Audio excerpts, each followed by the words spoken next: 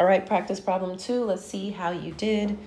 We have for x a 14 and a 7, and for y an 8 and a 1. So I know that 7 times 2 is 14, so we can just multiply this second equation by 2, and we'll get 14x plus 2y equals negative 40. And then we'll write the first equation exactly the same above it. 14x minus 8y equals 20. Fancy bracket. 14 and 14 are the same, so we subtract.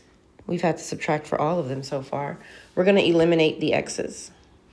Negative 8 minus 2 is negative 10y. 20 minus a negative means 20 plus. 20 plus 40 is 60. Divide by negative 10. So y is negative 6. Which equation do I like? The second one, the numbers are smaller. So I'm going to use this equation to figure out what x is. So instead of y, I'm going to put negative 6 in its place. I don't like the plus minus, so this is just 7x minus 6. So I'm going to add 6 to both sides.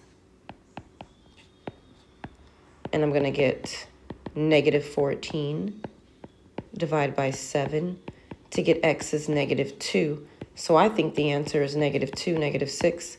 Let's check that out on the next slide. Remember, this is your x and this is your y. Let's go ahead and set these up, parentheses instead of variables. Now, where x is, we'll put a negative 2, and where y is, we'll put a negative 6.